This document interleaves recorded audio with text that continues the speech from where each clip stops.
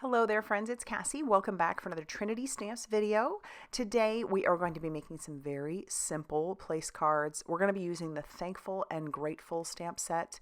We're going to show you some partial die cutting with our die, and it's going to be easy and fun, and you're going to want to make these. It's going to be great. So I have a piece of KRAFT cardstock that I've cut down to 4 inches by 4 inches, as you can see here. I am going to bring in a T-ruler. You'll see that that stamp is going to fit nicely across there. That's how I chose that size. I'm going to bring in a T-ruler and just mark it at 2 inches, just right on that edge. That's going to help us to stamp out our image.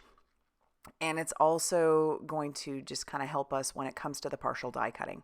So I'm going to put this into my mini MISTI, and I've got my image already in there. We're going to go ahead and stamp this up or ink this up with some VersaFine Clair Nocturne ink. That is a waterproof ink, and I'm going to stamp that down.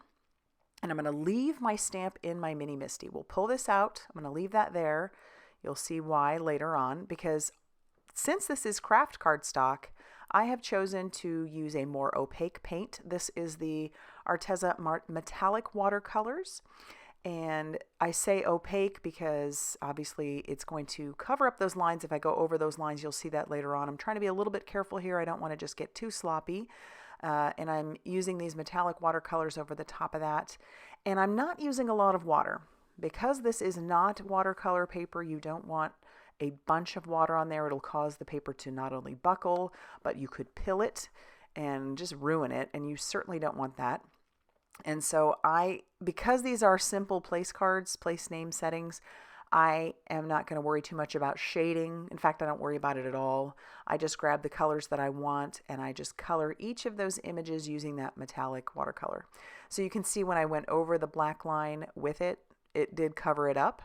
It's obviously still there, but it does cover it enough that you start to lose some of the image. And you'll see that as we continue coloring. I cover more lines, not necessarily intentionally. I'm not being super careful, but I'm not, like I said, just kind of slapping that color down all over everything. It doesn't bother me if we do cover those lines just a little bit.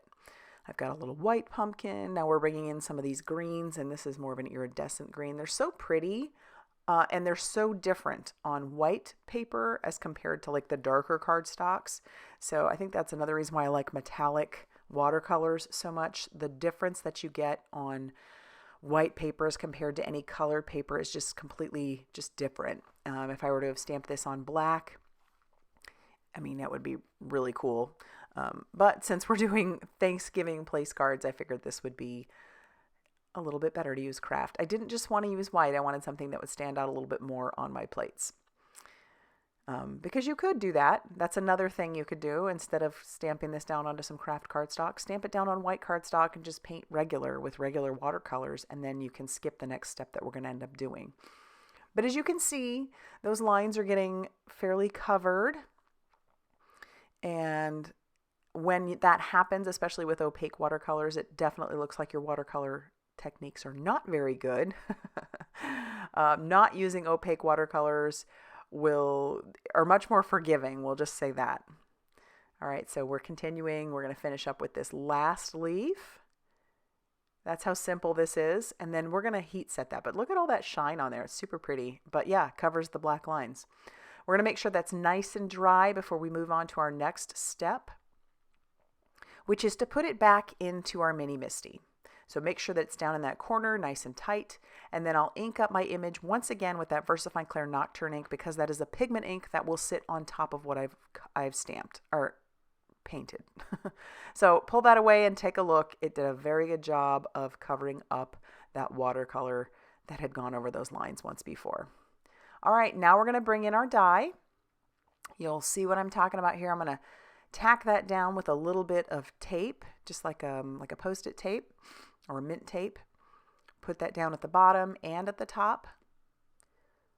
And I, again, have those little lines marked at the 2-inch mark line. And we're going to bring in our die cutting machine. Mine is the Platinum 6 by Spellbinders. And I'm going to take my plate, and I have it down at the bottom. I'll realize it's a little too far down. You guys might not see that. I'll bring it a little bit closer up so you can see it. But what I'm trying to do is line that plate up with those 2 pencil lines. I just want to line the edge up right with those 2 pencil lines. That's it. Because whatever is covered by the plate is what is going to be die cut. And I just want that upper portion die cut. So I'll run that through a couple times. We're going to move our machine, and then I will peel away that die and the tape, and you can see where it just did some of that partial die cutting. Just like that. So it's a simple technique. It does pack a lot of punch, and it keeps your paper just to a single layer. I'll bring in my Scor-BUDDY and score at those 2 inches, and then flip that over. I am using the Teflon Burnishing tool and the Teflon Ergonomic tool from Trinity Stamps. Those are great. And take a look at that. You could completely avoid doing the partial die cutting if you wanted to and just stamp and cut and then attach it, but I really love the look that this gives. And now I'm going to just write my name on there using a black marker, and we're all set for Thanksgiving, right? So I love how this turned out. I hope that you do too. If you did, please hit that like button.